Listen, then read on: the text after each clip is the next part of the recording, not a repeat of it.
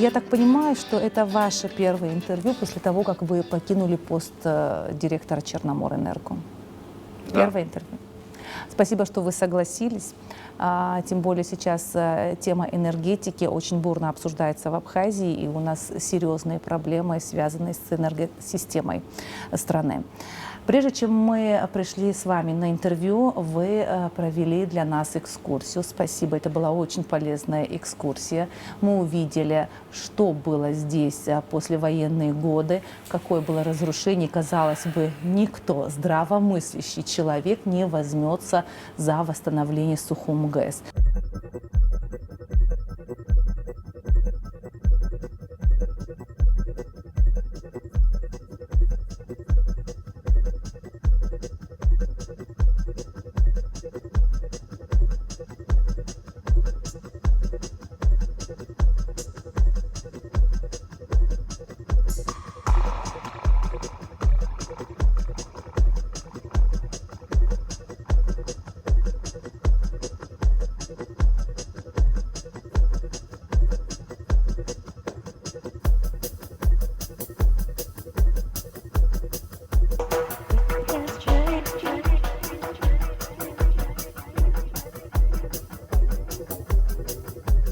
Каким надо быть энтузиастом, чтобы из этой разрухи сделать то, что мы сегодня увидели. Прежде чем начнем обсуждать сегодняшнее состояние энергетической системы, я хотела бы вернуть вас в прошлое, чтобы вы подвели итоги своей деятельности до 2014 года, когда возглавляли компанию Черноморэнерго. Какая была у вас стратегия? Как вы выстраивали техническую политику? Давали ли вы отчет в своих решениях? И потом, важное, в каком состоянии вы оставили хозяйственную часть Черноморэнерго тому, кто вас сменил на этой должности? Спасибо вообще, что вы меня вспомнили. Я думал, я уже достаточно неинтересен. Ну, за то, что пригласили, постараюсь практически искренне и справедливо ответить на все ваши вопросы, которые вас интересуют некоторую часть общественности, наверное, или, может, всю общественность. Если возвращаться к обсуждению, что я сделал за тот период работы, наверное, прошло много времени, но все равно труд всегда остается трудом, и он всегда остается в памяти.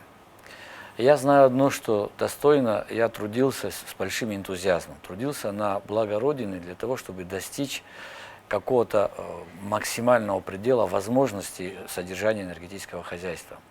В послевоенное время хозяйство досталось более-менее, так сказать, здоровым, можно сказать, практически здоровым. Нужны были правильные руки и правильная техническая политика для того, чтобы она развивалась вместе с экономикой страны. Но тут нужно принимать еще много других аспектов, что произошел переломный этап для энергетики тоже, как для самой страны. А в чем он заключался? Энергосистема была Советского Союза едина, но после того, как мы отделились, у нас появились границы и справа, и слева, энергосистема просто провода, практически, если так грубо говорить, они просто отрезались, ну, оборвались, их не стало, связи не стало. И, конечно, это стало ограничением для какой-то большой, достаточно крупной, большой сложностью для самой абхазской энергосистемы ее восстановить, ее содержать. Нужно было в корне поменять техническую политику. А в чем она заключалась? Техническая политика. Мы же говорим, что мы строим независимое государство. Значит, что нам нужно? Нужно иметь независимую энергетику.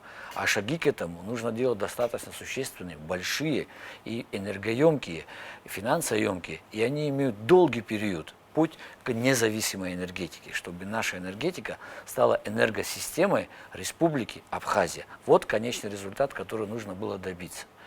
И все это понимая, что какое хозяйство досталось мне от Сергея Васильевича, от предшественников, которые были. Когда вы приняли, в каком году компанию Черноморэнерго? Я принял в тот же год, когда стал Сергей Васильевич президентом. 2004 год. Да, в 2004 году. До 2004 года я в этой же компании работал замдиректором и видел, как рассуждал, я как его считаю великим энергетиком, Хута Сидорович, который в настоящее время его нету, Царство Небесное, как те аксакалы энергетики, которые оставались еще в работе, я видел, как они мыслили, я видел, как они думали, я много у них учился. Но возвращаясь вот к тому вопросу, который вы задали, именно эта техническая политика о независимой энергетике стояла ее реализацией. Вот я по этому пути и шел. Ну, при вас были аварии на электростанциях, но вот веерных отключений я не помню. Они были вот плановые веерные отключения? Практически не было веерных отключений. Мы не проводили веерных отключений, потому что строго следили за потерями в энергетических сетях, в электросетях, за потерями, за коммерческими, за техническими потерями. И объем поставляемой электрической энергии практически мы контролировали для того, чтобы он не переходил выше нормы. Мы шли на опережение времени, мы понимали, что нужно сделать в этом году для того, чтобы в следующий год энергетика не была дефицитной, чтобы мы не встали перед проблемой, как сегодня. Это нужно было видеть, это нужно было делать. Ведь на примере тому скажу, что линия электропередач, которая сегодня там все о ней говорят, 220 киловольт, она перегружалась в свое время. Мы понимали, что нужна была 110 киловольтная, которой ее нету. Но благодаря нашему коллективу, которых мы собрали, самостоятельно построили 110 киловольтную линию. И мы ее разгрузили. Получилось, что потери уже в электрических сетях, которые превосходили там, до 20%, уже не было. Мы смогли правильно распределить. Мы не могли доставить ток до Афона из Сухуми, подать по линии 110 киловольт, в Афон не могли подать, и дальше в Гудауту не могли подать, потому что не было связи, то есть не было линии через Эширово в результате военных действий, которая была разрушена. Мы ее восстановили.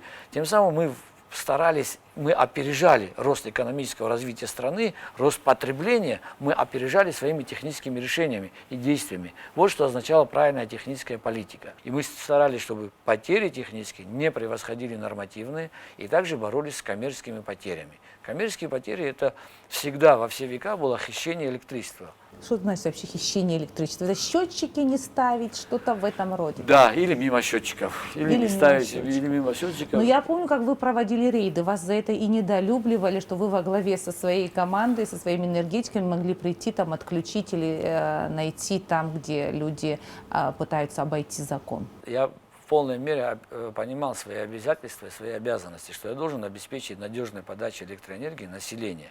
И понимал, какими мероприятиями нужно это сделать. Не только идти ремонтировать трансформаторы, строить линии электропередачи или обслуживать сети, но нужно было еще работать с энергосбытом. Это тоже является обязательством любого руководителя, любой энергетической компании. Энергосбытовая компания, энергосбыт – это и есть составляющая часть энергетики. И без нее невозможно. Даже можно сказать, что это большее хозяйство, сбытовая компания, нежели само распределительные сети. Там больше труда, формального труда, там больше труда, ну, может быть, маленького, но он существенный труд, он который содержит саму большую энергетику. И вот в этот труд я всегда вкладывал и понимал, что нужно добыть оттуда и навести там порядок.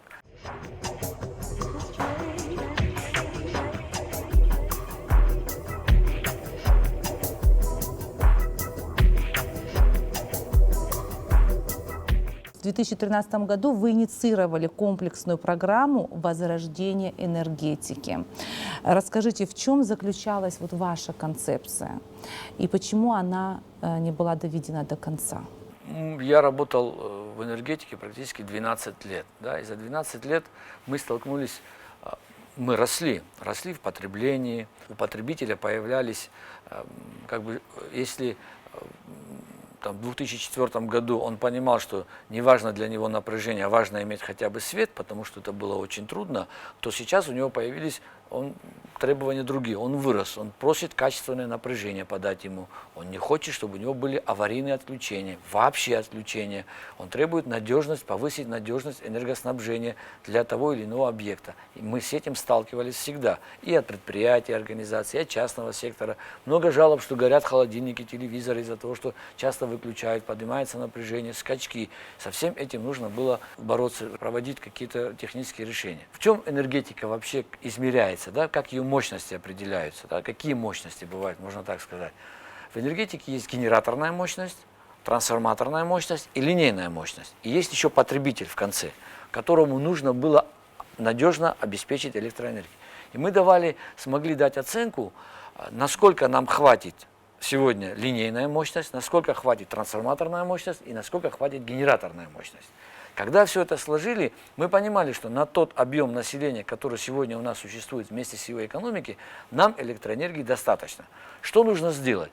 Только правильно ее распределить и довести до каждого потребителя. А как донести до правильного потребителя? Именно вот это стояло стратегической задачей определения, чтобы потребитель получал надежную электроэнергию и с повышенным качеством, стояла эта программа стратегического развития энергетики. Она была комплексная, ее, наверное, за два слова не скажешь, но мы все понимаем, и сегодня также понимаем, что тариф – это цена на электроэнергию, как хотите назовите, затраты его назовите, как удобно, да? Как по-разному все говорят. То есть цена электроэнергии не соответствовали затратам на энергетическое хозяйство, необходимые затраты для конечного потребителя. Нужно было что делать? Пошагово переходить к затратам, но при этом мы говорим и доводили до всего, и я доводил до всего, в частности, что мы посчитали, что такое цена электроэнергии, как она может быть, и насколько она может быть в разнице с соседними государствами, с той же Россией. Я хочу сказать, что вообще энергетическая наша отрасль или там компания, сети все и все наши энергетические возможности находятся в хороших, может быть, не в самых уникальных, но в очень удобных, комфортных ситуации. В чем она заключается? Что мы можем себе позволить подавать электроэнергию, покрывая все затраты значительно дешевой цене, чем это в соседних государствах.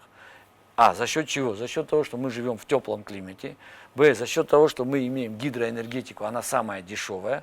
И никому не секрет, что мы за генерацию сегодня пока еще не платим.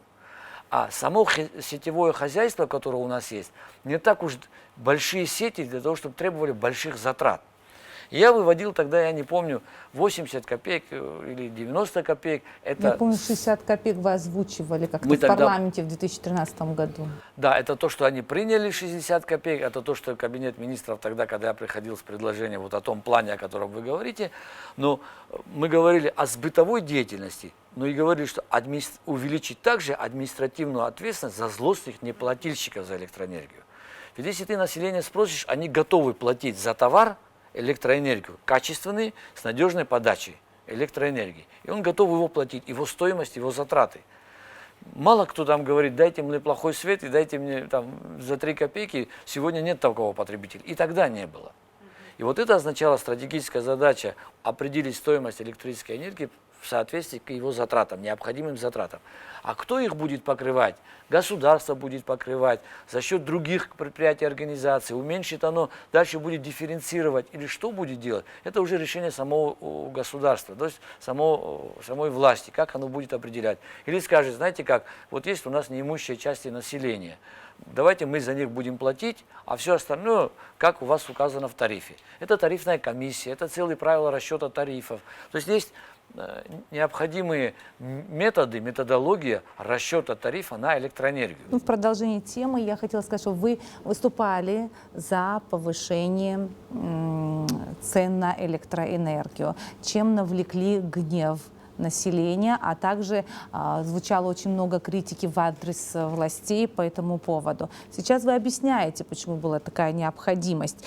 Сейчас мы испытываем последствия того, что в свое время тарифы не поменяли на электроэнергию. И это имеет ли отношение к тому, что сейчас происходит в отрасли?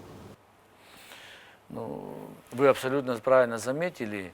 Именно это сейчас и происходит. Да? То, что мы тогда не додали энергетикам, то, что мы тогда не доделали, и то, что сегодня происходит частое отключение, именно это я и говорил, что это приведет к тому, к такому развитию, такому сценарию.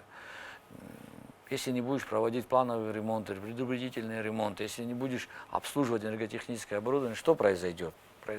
Все ремонты сложатся в одну кучу, и произойдет аварийная история, развалится в одночасье. Будут такие аварии глубокие, которые будет тяжело их восстановить, не будет хватать денег. Резу Павлович, а если бы тогда, как то, что вы предлагали 60 копеек сделать за электроэнергию, если бы это приняли бы и поменялись бы тарифы? При 60 копейках и при 90% оплаты за электроэнергию сегодняшней ситуации в стране не было бы. Это я могу сказать официально. Наверное, так скажу. Если бы затраты на электроэнергию входили бы в стоимость его цены, то сегодняшней истории практически не было. В 2013 году, когда проводились митинги, и в том числе потом позже в истории, в новейшей истории Абхазии напишут, что народные волнения произошли по причине того, что за паспортизацию мигрелов и за повышение цен на электроэнергию. И даже тогда с трибун звучали такие мысли: для населения должна быть бесплатная электроэнергия. Это был такой дешевый популизм или незнание того, что к чему может привести, и какая может быть бесплатная электроэнергия, кто за нее должен платить. Или это были такие не очень чистоплотные методы борьбы за власть. Наверное, я это не могу сказать, потому что те, кто эти лозунги выкрикивал, мне не довелось с ним поговорить, хотя бы очень с удовольствием поговорил бы с этими людьми, побеседовал бы на тему, почему у него есть такая мысль, что в Абхазии может быть дешевая электроэнергия. Я не понимаю. Да, я с удовольствием поговорил бы, не знаю, был ли это популизм или его незнание, но то, что это погубило энергетику вот, на протяжении сегодняшнего времени и прошлых лет, и моего руководства, и сколько лет прошло уже, чего, что нету, 6 лет, практически это и привело к такому развалу энергетики, который сегодня мы видим. Сегодня мы что видим? Мы видим сегодня то, что электроэнергии не хватает нашей экономике, не хватает сегодня нашей стране, недостаточно электрической энергии, которую вырабатываем. Мы говорим, что это наш ресурс, но он такой неформальный наш ресурс, мы его так назовем, он есть там в объеме каком-то, каких-то миллиардах киловатт-часов. Сейчас говорите о Ингуре-ГЭС? Да, в Ингуре-ГЭС. Но он стал дефицитным. Дефицитным мы уже покупаем электроэнергию в какой-то период, в зимние периоды. 2-3 месяца приобретаем, поставляет электроэнергию, не знаю на каких условиях со стороны России, но он присутствует факт. То есть это еще одна зависимость. Ну, точно не копеечная. Да, точно не копейки стоит, точно еще одна зависимость. Многим пытался объяснить, и я бы хотел, чтобы сегодняшний наш зритель тоже увидел. Вот мы имеем товар. Товар – это электричество. Его надо доставлять с пункта А от генерации до конечного потребителя. У него есть затраты. Затраты, которые нужно покрывать. Они не покрываются там, всякими лозунгами, а что делать, у нас зарплаты там 5 рублей или там 500 рублей зарплата всего, как они будут платить. Ну хорошо, ну а как тогда содержать энергетику? Как ее держать в достойном, чтобы она могла обеспечить энергетику, развитие экономики страны и даже опережать рост экономического развития? Как тогда его содержать? За счет кого? У государства нет денег, не вкладывает, и все это видят, что государство не вкладывает денег. Если даже сейчас вкладывает, то это какие-то мизерные деньги для того, чтобы достаточно было энергетики. Это, там сказать, я не знаю, какие-то инвестиции, но это не системные вложения, это не системные ремонты. Там от того, что отремонтировали какой-то узел подстанции, электроэнергия никак не может улучшиться во всей сети. Сколько у нас, там, мы называем ее 40% ингурской выработки, это принадлежит Республике Абхазия. Мы ее так называем, мы так сказали, что, хотя грузинская сторона не признает это. Во всяком случае, в мой период, в мою бытность переговоров с ними. Не признавали. Но мы забирали 40%, даже 40 не было. А достаточно ли нам это для нашего населения? И сколько должен быть реальный тариф? Ведь надо было посчитать правильную экономику. Вот к чему я призывал. Чтобы посчитать, сколько нужно денег для надежного содержания энергетики страны и сколько должен платить потребитель, конечный потребитель. Потом делаешь анализ или датировать со стороны государства, или это раскладывать на тариф. Это были ваши планы, но они были прерваны. В 2014 году вы тому человеку, кто сменил вас в руководстве Черноморэнерго, пытались донести вот эти планы, которые были не реализованы, чтобы можно было продолжить этот же путь. Именно, наверное, была такая преемственность? К сожалению, ее не было, если быстро и коротко сказать. Уход мой из поста, он там был связан с каким-то, ну, всем известной революцией, да, которая была, и он был настолько обрывистый, насколько резкий, что мне пришлось написать заявление и уходить, и при этом еще там завели уголовное дело, преследования какие-то, разбирательства, ну, наверное, об этом, не знаю, позже скажу.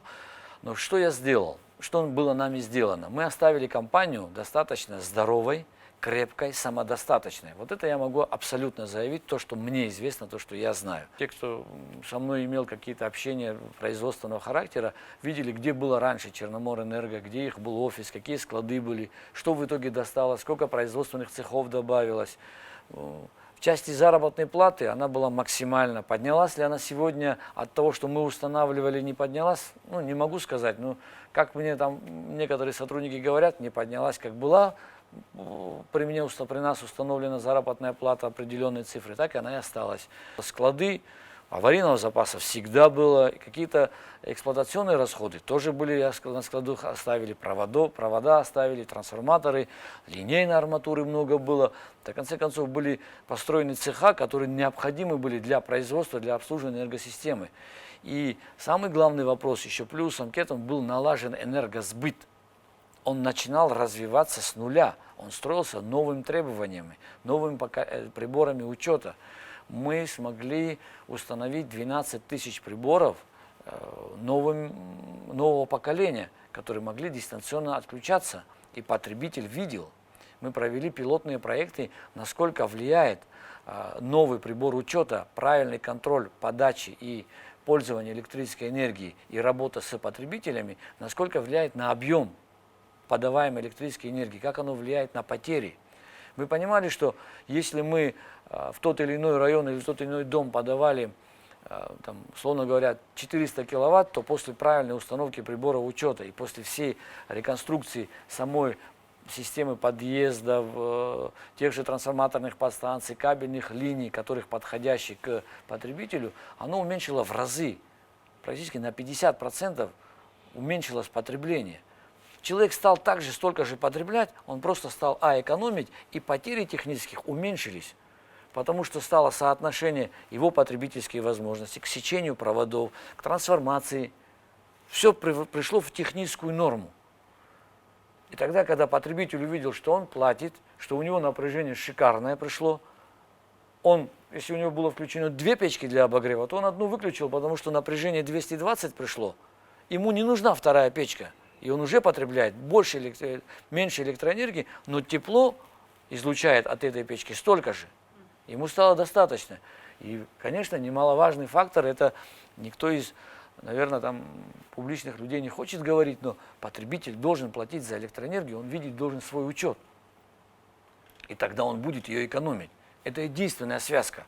Получается, вы оставили здоровую, благополучную компанию. Да, и я считаю, что я оставил вполне здоровую, в соответствии с требованиями всеми экономики Абхазии, мы шли в ногу, мы шли даже с опережением.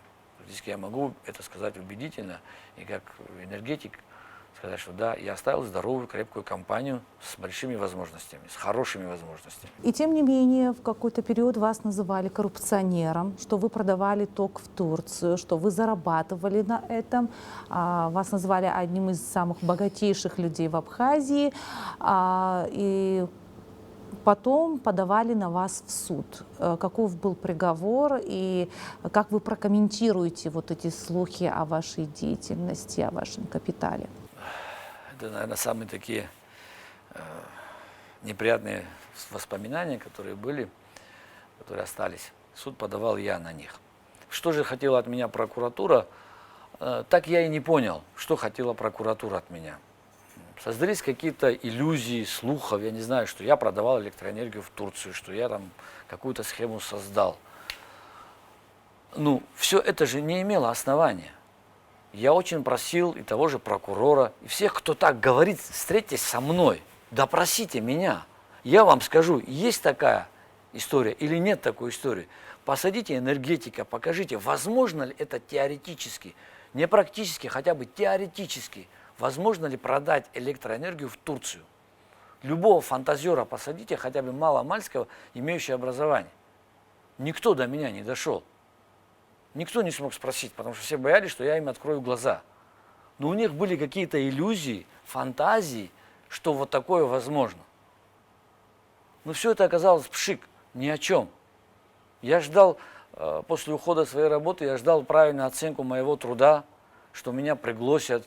Я просился много раз, чтобы меня пригласили говорю, в конце концов, я какую-то работу за 12 лет сделал, есть какая-то небольшая информация, клубок информации, общение там с энергетиками Грузии, общение с энергетиками России, внутреннюю политику, какую я вел. Дайте человека, которому я все достойно передам, цивилизованно.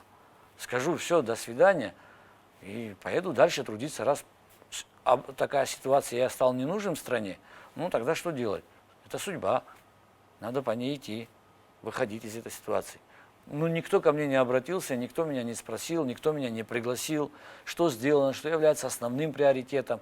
То есть так называемое право преемственности не оказалось, преемственности в технической политике, что являлось важным. Ведь 12 лет я трудился активно, ударно, и какой-то опыт заработал, какие-то навыки у меня были.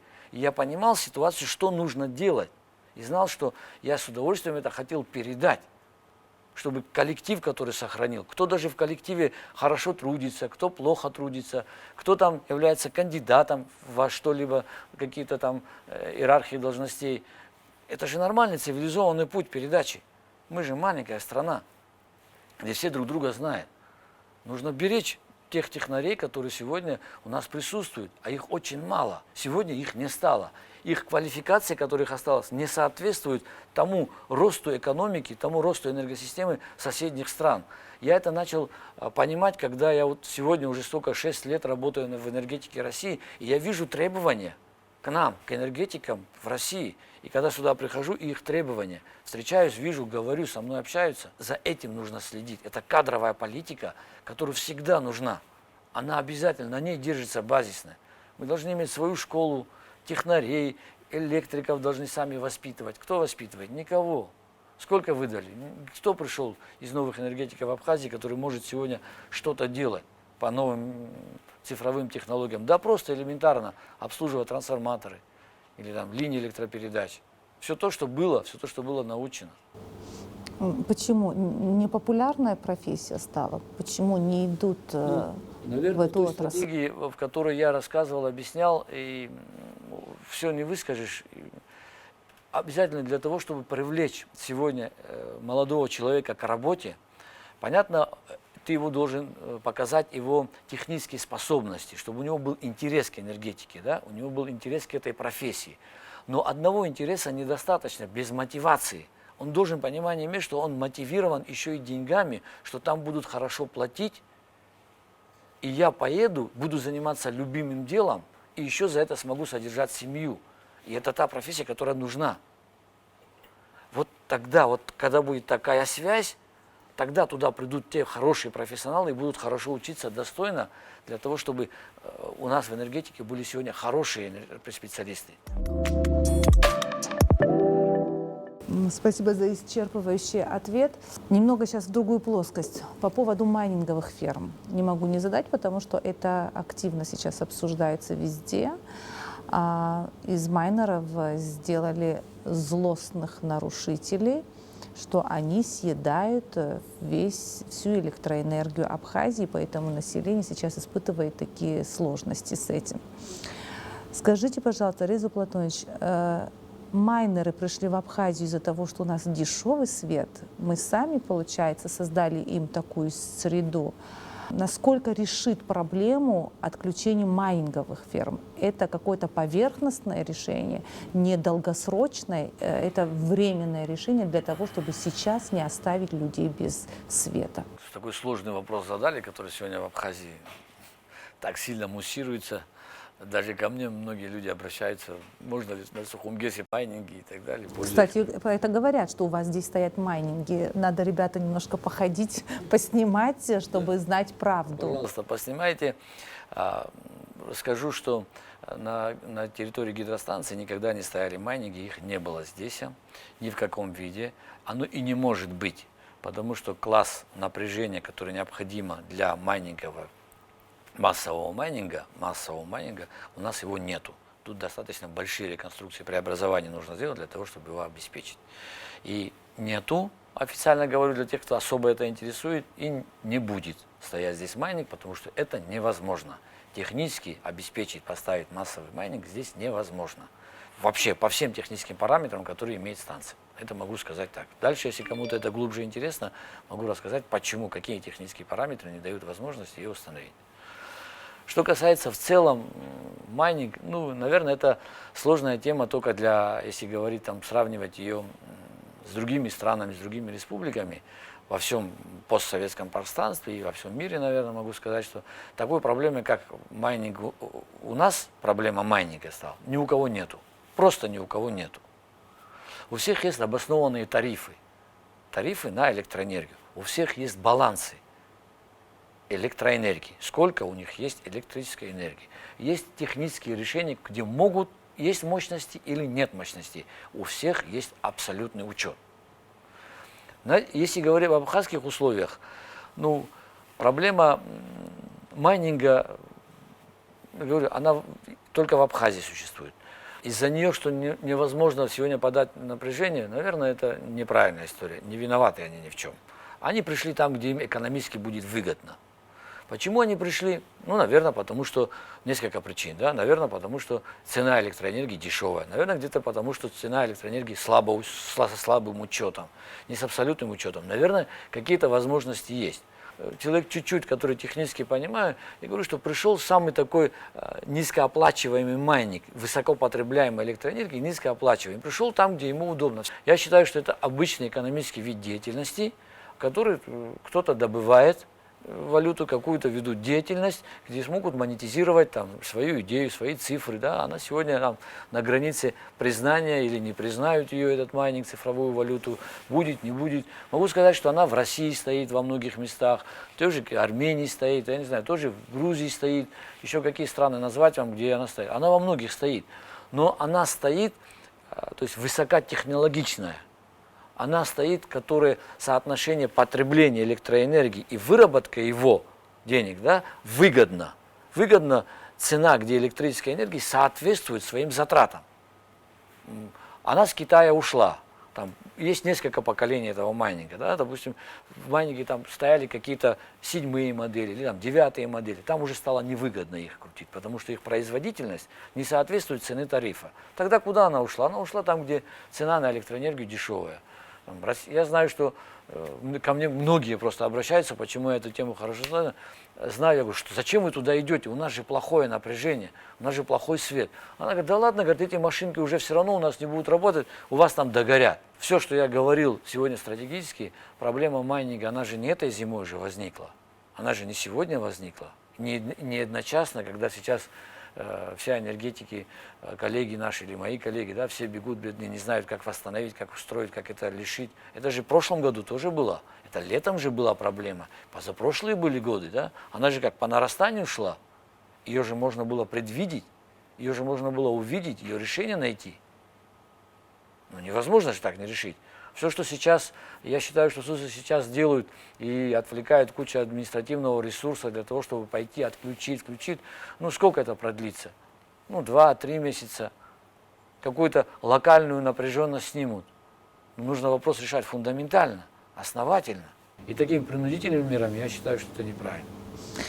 Получается, вот этот вопрос и майнинга, и другие вопросы в энергосфере нашей страны можно было решить еще 5 лет назад, несколько лет назад. И даже те люди, которые за это несут ответственность, сегодня разводят руками, виноваты кто-то другой. Но никто не берет на себя ответственность. Так все-таки ваше экспертное мнение, кто должен понести ответственность за то, что наша энергосистема или энергосфера испытывает агонию, предсмертной агонии? Можно вообще сказать, что она в предсмертной агонии? Да. Наверное, экспертное мнение, кто должен нести ответственность, это не мое право и не мои возможности решать. Но то, что я экспертно скажу, что энергетика в плачевном состоянии из-за майнинга тоже, да, даже, может быть, не из-за майнинга, а из-за избытка потребления электрической энергии, из-за больших потерь, из-за его плохого хозяйственного технического состояния, это факт. Ну, допустим, отключим сейчас майнинги. А что, население меньше потребляет? А что, население стоит учет электрической энергии? А сколько нужно электрической энергии в Абхазии? Пускай придет майнинг, но пускай придет там, где есть мощность. Да? А когда мы ее определим? Когда мы будем видеть всех, иметь полный учет электрической энергии. полный учет всех трансформаторных подстанций в соответствии его техническим возможностям. Вот тогда мы будем понимать, сколько у нас генерации электроэнергии есть, генерирующие компании. Теперь что делать дальше? Покупать или привлекать инвестиции, или строить перепадные станции, или новую станцию строить? Как решать кризис? Это же кризис настоящий в энергетике. И линейные и линейных мощностей нету, и трансформаторных мощностей нету, и генерации нету. Не хватает. Правильно? Мощности уже не хватает. Мы так ее называем. Ну кто правильно, почему не хватает? Они сказали, вот потому что много людей хотят электричества, они забрали ток. А кто правильно дал анализ, оценку, а сколько нам нужно электричества вот на такое количество населения? Никто. А какими методами это считали? Где правила расчета или методология расчета тарифа на электроэнергию? Ведь это же все расчетное. И когда вот это все формальные вещи, которые необходимо законодательно проводить, будет приведено в порядок, в соответствии с административными правонарушениями за чрезмерное, не чрезмерное, а за бесконтрольное потребление или там самовольное подключение к электрическим сетям, там 0,4 киловольта, 10 киловольт, вот тогда это будет учетно. Одни энергетики сегодня, которым досталось такое хозяйство с огромным количеством потребителей и вот с такой маленькой энергетикой, с такими маленькими возможностями подачи электрического тока, что они сделают? Они ничего не сделают. Им нужен инструмент, которым они будут работать, и тогда с них можно спросить. Говоря обывательским языком, им очень достается сотрудникам, энергетикам нашим абхазским, когда выключают свет, конечно, кого ругают в первую очередь, это наших энергетиков ругают. По поводу законодательства, вы как-то сказали эту мысль сейчас. У нас есть закон об энергетике. Вы знакомы с этим законом? Да, который за 3 дня приняли. Знаком. За 3 дня написали, за 3 дня приняли. Хотела услышать вашу оценку. Какие вы такие тяжелые вопросы задаете? Работа такая, докопаться до истины. Дать оценку, то, что дают целые институты. Если просто я вам могу сделать сравнение, что он состоит там из, я не помню, 6 или 7 листов, весь законопроект, и человек должен взять энергетик или субъект энергетики должен взять тот или иной, вот эту одну из страниц или какую-то статью, и ему должно для него это быть регулятором всех взаимоотношений или решения какого-либо вопроса, который там возник.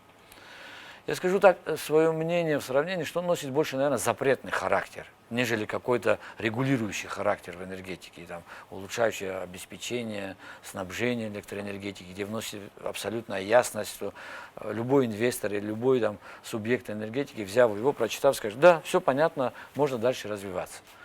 Там много чего не хватает. Я считаю, что он просто несовершенен никак. И он не работает сегодня тоже. И в нем нету, вот по нему кто-то работает, никто. У него ничего не сделано. Пускай сделают анализ того, что написано в энергетике, что сегодня реализуется. Надзорным органом для реализации технической политики, нормативов, это называется ПУЕ и ПТЭ, является энергосбыт, то есть энергонадзор. Надзорный орган – это представитель государства в той или иной отрасли. Он защищает интересы государства в реализации правил пользования электрической энергией, в реализации правил электрических установок. Правила эксплуатации электрических сетей, он является надзорным органом.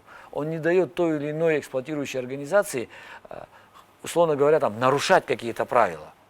А у него сегодня нет никаких нормативных документов, по которым он мог бы прийти и сказать, вы знаете, вы сегодня неправильно смонтировали трансформаторную подстанцию, потому что здесь не хватает то-то, то-то. И согласно новых требований, здесь должны стоять не РПС и рубильники, а должны стоять автоматы. Там, Schneider Electric или еще что-то. Это все в нормах пишут технически. Этого нету. У нас нет энергонадзора? Да, у нас нет этих требований, которым должен руководствоваться энергонадзор и приходить требовать от эксплуатирующей организации или от строящейся организации. Это где все должно быть прописано? Это должно быть все в законе прописано. В законе. Закон, кстати, принимали в 2017 году. Это все законодательно должно прописано. Законодательно должно быть прописано правило расчета тарифа на электроэнергию. на разные тарифы. Должны быть правила законодательно для всех классов напряжения. Для высокого, для среднего, для низкого. Для всех классов напряжения. У нас один тариф. И это все должно быть законодательно. Еще многое что. Ну почему так пишутся легко законы? Почему не привлекли экспертов? Почему энергетиков не привлекли? Как можно было просто так написать закон, который впоследствии не будет работать? Как вы говорите, там много воды. Для чего Вопрос не ко мне, бумага наверное. нужна? Да. Вопрос, наверное, не ко мне. Я не могу сказать. Следующее интервью, наверное, к депутатам парламента, которые принимали или инициировали этот закон в 2017 году. Да, я с многими депутатами встречался, я объяснял, и многие, кстати, понимали, что, все они убежденно мне говорили, что я не голосовал за этот закон. Они все отвергались. Говорю, что кто придет, там самое такое интересное написано в этом законе, что вновь построенные линии электропередач и гидростанции, там, и так далее, являются собственностью государства. Где такое в законе написано? В каком законе мира написано, что вновь построенные объекты энергетики страны должны стать государственной собственностью? Какого инвестора ты пригласишь? То есть инвестор построил, вложил много миллионов, потом говорит, вот государство, я вам дарю. Да он должен сказать, дайте вам, возьмите. Что дальше с инвестором? Кто придет? Зачем это Абсолютно, инвестору? я не могу его там трактовать, как он написан, но там написано не восстановленные, недостроенные линии электропередач и вновь построенные линии электропередач высоковольтного напряжения являются государственной собственностью. Кто бы ни построил. Так мы не сможем никогда привлечь инвестора, а он необходим нашей энергосистеме? Конечно, необходим. У нас же есть нормальная практика, надо просто верить. Да? Без веры ничего не может быть. Не бывает. Никакой истории не сложится. Да? Тот, кто без веры входит в какой-либо труд, он ничего не достигнет. Давайте сравним. Был Советский Союз. У Советского Союза были другие ресурсы, были другие возможности, была другая стратегия. Да? Там, то есть социализм и плюс электрификация всей страны приводит к коммунизму. Но его не стало. Мы же должны реально смотреть на свои возможности. Какие у нас возможности есть?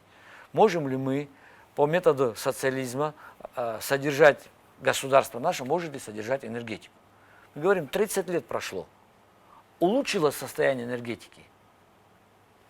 Кто-то скажет, что улучшилось, ухудшилось, да? Только в разные периоды там иногда резко падало его состояние техническое, иногда там плавно падало. Но в любом случае какого-то плата, я могу сказать, что его было очень малым объем. Но всегда технически его техническое состояние уходило вниз.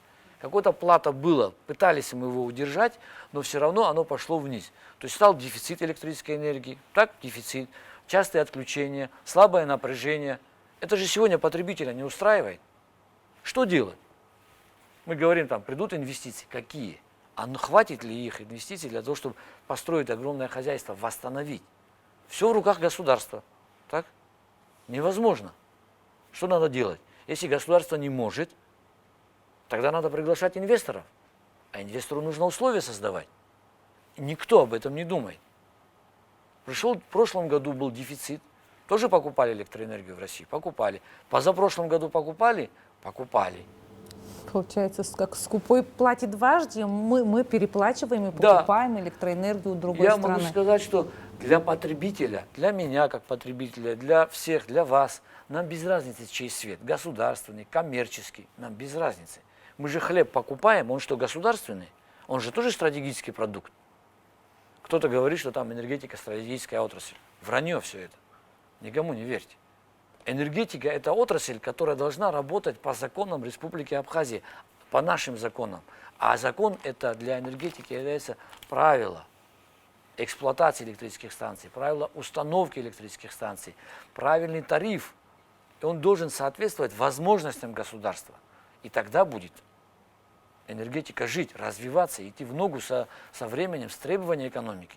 А иначе будет вот так. Какой инвестор придет сегодня построить какой-либо завод, имея такое плохое напряжение? Никто. Я это говорил тогда, когда еще был руководителем. Пытался рассказать, что никто не придет, здравомыслящий инвестор не придет и не скажет, давайте я построю вам серьезный производственный завод. Потому что нет энергетики, я его первый буду отговаривать. До тех пор, пока мы не приведем вот ту суть стратегии, которую нужно, чтобы энергетика развивалась. Возвращаясь к тому, частная или энергетика, у государства нет возможностей. Вас тогда обвиняли в коммерциализации абхазской энергетической отрасли. Да. Это звучало как некое предательство государственных интересов. Разные периоды времени. Сейчас, даже если все коммерциализируешь, очень тяжелая судьба. Вот даже сегодня, если все будете коммерциализировать, то будет очень тяжело подъем, да, то есть тариф будет дорогой. Если мы пошли бы по пути коммерциализации того времени, когда там 6-7 лет назад, то это обошлось бы дешевле. То есть не всю часть надо было бы коммерциализировать, а то, что сегодня государство не может нести ношу, не несла. Я говорил о сбытовой деятельности, чтобы мы, распредсети и сбытовые компании подлежали коммерциализации. Там, где можно создать конкурентную среду. Ведь что определяет стоимость услуги или товара? Только конкурентность. Только конкуренция может определить реальную стоимость товара, услуги. Или товара, или услуги. Только. Других нету формул, правил. Ни формул, ни правил. Только вот эту среду нужно было создать в сбытовых компаниях, чтобы мы не теряли, донося до конечного потребителя хотя бы 1 киловатт-часов. Все были учтены. И был баланс. Я всегда жалею наших энергетиков, особенно вот сейчас, которые пришли, которым ставят задачу найти потери. А как он найдет? Ему невозможно найти. Кто много потребляет, кто мало потребляет.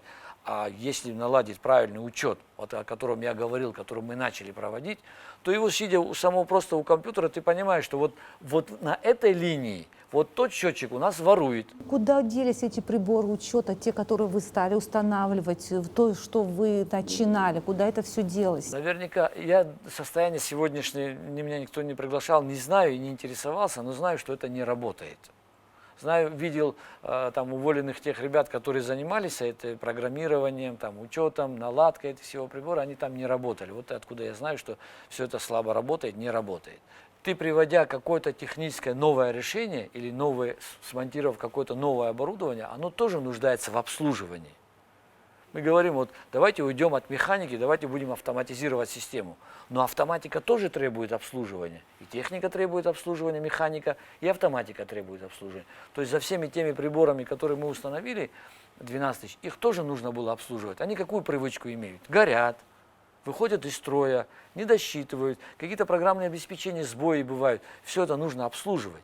И когда ты человеку не платишь заработную плату, нет у него мотивации, а это главная мотивация, заработная плата, соотношение, интерес к труду не уважаешь, конечно, все это так опускается.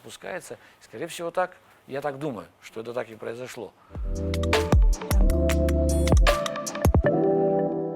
Я вот вижу, как из профессиональной этики вы не хотите давать оценку работе того руководителя, который сменил вас на посту в 2014 году, потому что все эти 5-6 лет все-таки наша энергосфера шла к разрушению. Я не люблю говорить наверняка там одностороннее мнение, да, о ком-то без него. Да.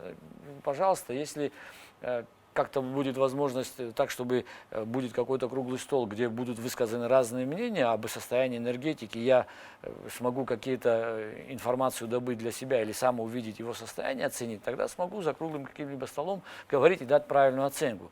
Сейчас, наверное, это и с эстетической точки зрения тоже, наверное, будет неправильно давать оценку, но эта оценка для всех видна, для всех она ясна и понятна. Ведь как потребитель оценивает? Качество электроэнергии есть? Количество отключений есть. Все, вот они, два показателя. Количество отключений, качество электроэнергии. 21 век.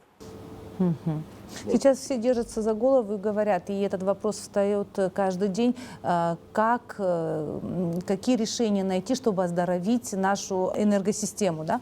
Привлекает ли вас к этим обсуждениям как эксперта, как человек, который имеет большой опыт? Активно, наверное, нет. Там, может быть, пару раз были встречи какие-то. Вот сейчас с прошлым руководством точно никаких контактов не было, я понимаю. Антагонизм был, не знаю почему. Но руководство, которое сегодня, да, они привлекают, говорят, но это не так часто и не так, чтобы, скорее всего, они там знают, что делать, они видят хозяйство, они занимаются. Вы готовы сотрудничать, если вас пригласят? помогать я всегда готов. И у меня тоже, наверное, времени мало. Я все-таки работаю и имею свою основную работу, где сегодня тружусь. И так, чтобы там с головой какие-то консультации всегда готов рад, всегда готов давать и рад давать. И для своей родины, что я должен пожалеть? Себя и знания точно не пожалею.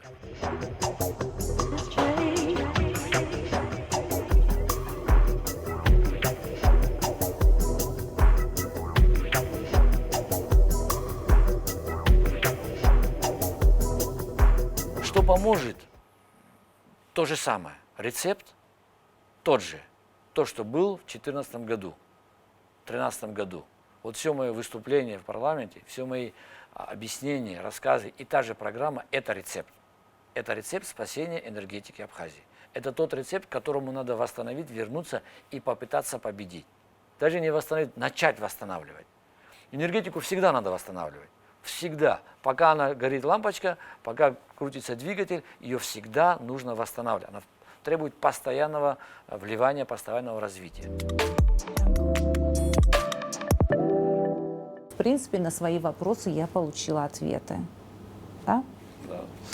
По традиции нашего проекта я в конце задаю несколько вопросов герою передачи и получаю на них короткие ответы. Вы согласны, Резо Платонович, немножко так завершить оптимистично? У меня очень малый опыт общения в камеру, в телевизор.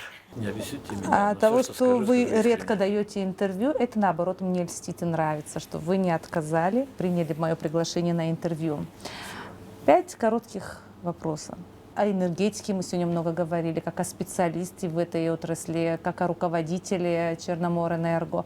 Вот как о человеке мы вас знаем мало. И мои вопросы такие более или менее направлены именно узнать вас побольше о вашем характере. Кто оказал наибольшее влияние в вашей жизни?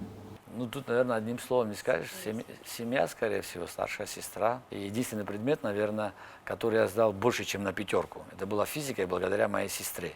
Но почему-то я хотел с самого детства, там, до 10 класса, стать летчиком, летать на самолете, сидеть на штурвалом. И, наверное, там и о самолетах говорили, но вот эту мечту никак не мог довести. Там, летал несколько раз, купил какой-то небольшой, маленький, дельтаплан, так называемый. Хорошо напомнили, сейчас я вспомнила, что своих детей возите в Диснейленд на дельтаплане. Не дельтаплан, а какой-то частный самолет. Да. Слышали эти слухи, Легкомоторный самолет называется, а маленький, там, двухместный он, их таких везде много, они стоят там меньше, чем обычная машина, тем более он старый.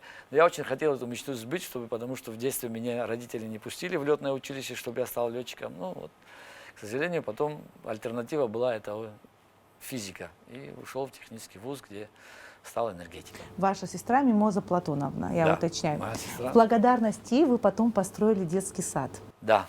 Благодарность ей и моей матери, которая является заслуженным педагогом СССР, преподавателем немецкого языка, я им построил детский сад, чтобы они в своем глубоком, таком зрелом возрасте занимались любимым делом. И им приносило это удовольствие.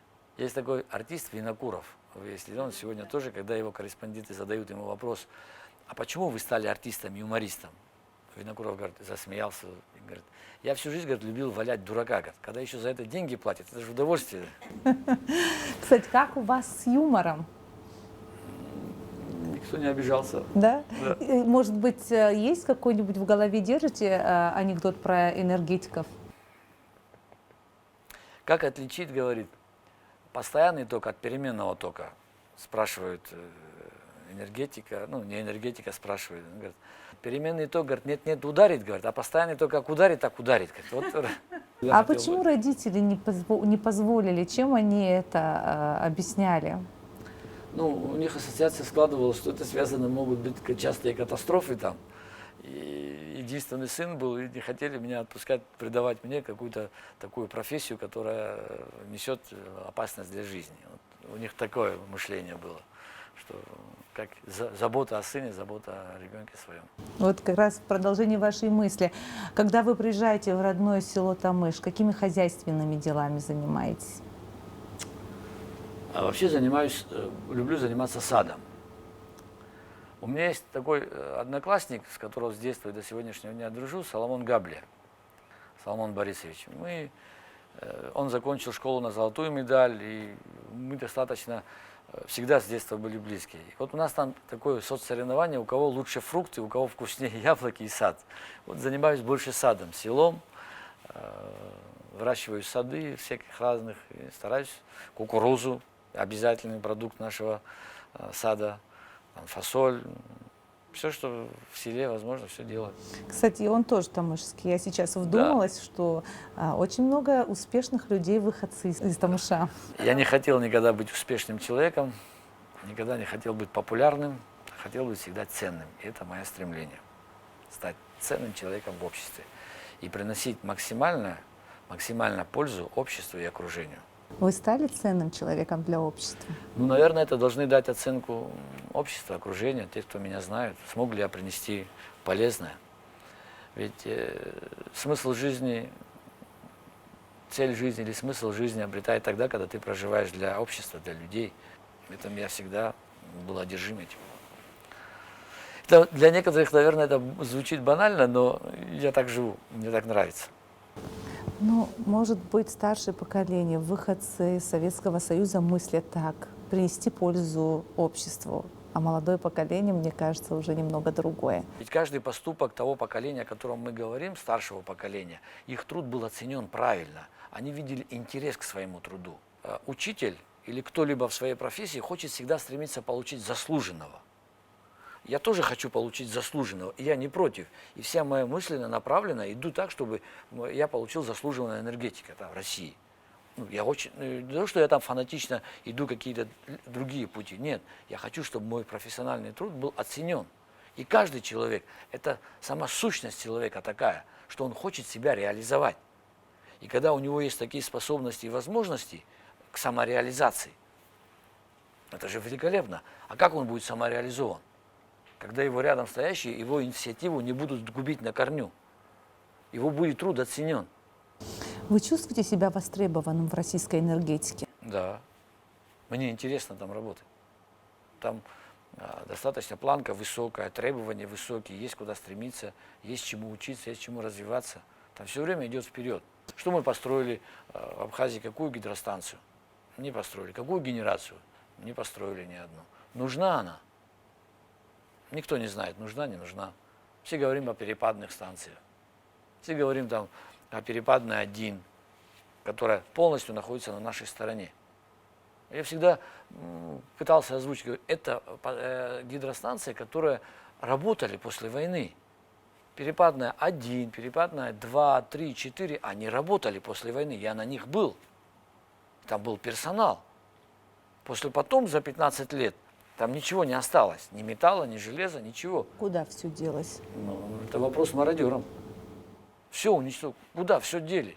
Это же государственное было. А кто понес ответственность? Никто.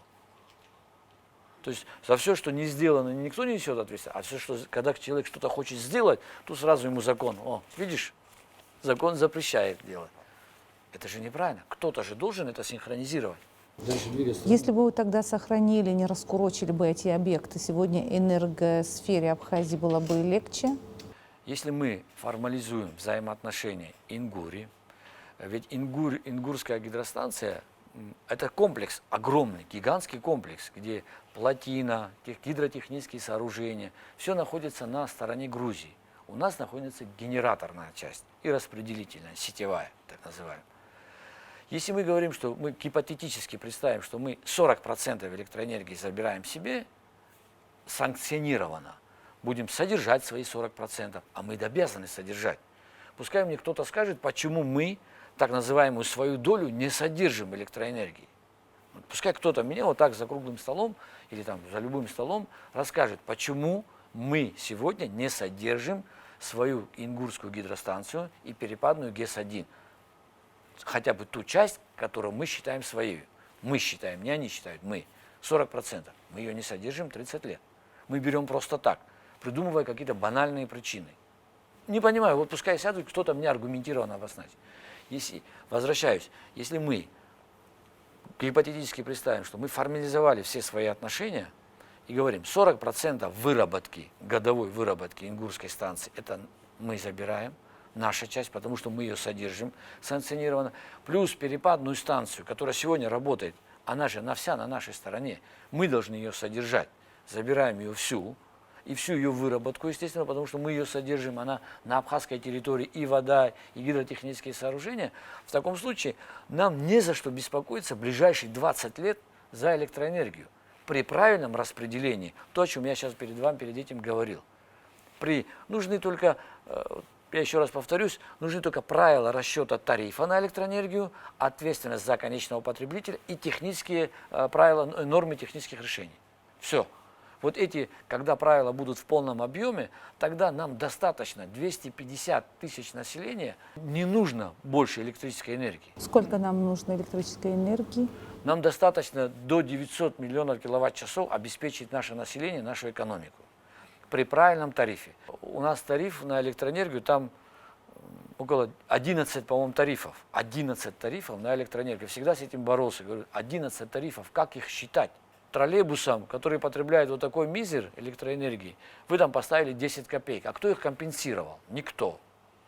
10 копеек. Может стоить электрическая энергия? Кому это рассказать? Ну, все смеются. Когда здравый смысл энергетики российские слышат, что здесь стоит 40 копеек, они говорят, а когда вы развалитесь?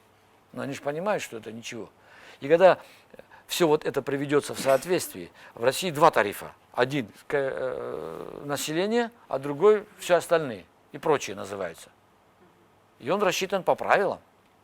Вот когда вот это все приведется, тогда мы начнем расти. И если вдруг мы говорим сегодня гипотетически, что это все приведет в порядок, в соответствии, тогда нам еще хватит электроэнергии лет на 20.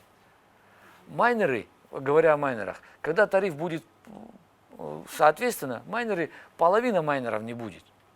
Половина не будет их, потому что они старого поколения, они не впишутся в тариф, в реальный тариф экономики. Получается, у нас вся энергетическая отрасль тотально зависит от другой страны. Мы еще и не умеем правду говорить. А как, если не говорить правду, решать проблему?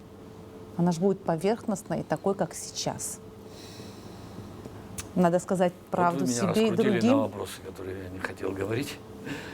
Но вы абсолютно правы. Вы знаете, вся проблема в том, что мы не хотим признавать правду. Я одному из чиновников тогда говорил, энергетики плохо. Вы поймите, что сегодня горит свет, это не показатель того, что он будет гореть через год, через два. И этот чиновник мне отвечал, что горит же, отстань от меня. Вот его мысль какая была. Если только грубо привязывать там цена и пенсия, и цена на электричество, конечно, тогда вот судьба. Вот это судьба. Все, что привязали низкую пенсию и цену на электричество, вот результат сегодняшнего дня. Другого не может быть. А тут нужна была правда. Кто-то должен был сказать, порвать эту цепочку, сказать, все, остановка, иждивенчества больше не будет. Издеваться над энергетикой больше не будем, идем вперед. А вместо этого были, как вам известны, все события. И история Абхазии за повышение тарифа и так далее. И, так далее. И суды, и прокуроры, и так далее. И продажа электричества в Турции. Вы сейчас работаете, живете в России. Скучаете по Абхазии и по ком больше? Скучаю по Абхазии, конечно, как все. Приезжаю часто, да, бываю здесь на станции. Бываю сейчас, наверное, после этих событий нового президента, наверное, буду часто видеть как-то своих коллег, когда буду приезжать. Ну, конечно, скучаю. Очень переживаю за энергетику Абхазии. Очень переживаю, что тот труд, который я смог оставить, мы смогли оставить со своими коллегами, друзьями, чтобы он продолжился, чтобы он смог иметь развитие. Я этого очень хочу. Я этого очень хочу. Любой предшественник или там последователь должен сделать больше, чем предшественник. Это закон развития.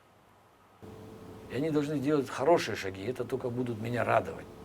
Радовать в развитии новых линий построенных, новых подстанций, тот же самый энергосбыт, налаживание. Ведь ничего нового, которого нужно изобретать в энергетике Абхазии, нету. Все это уже давно изобретено. Только надо внедрять, реализовывать их здесь. Ничего не надо придумывать. Надо избавиться от популизма. Надо избавиться от вот этих вранья, неправды. Надо научиться говорить правду, давать правильную оценку состояния и принимать решения, даже пускай оно плачевное будет. Сегодня плохо, давайте посмотрим через год, что будет.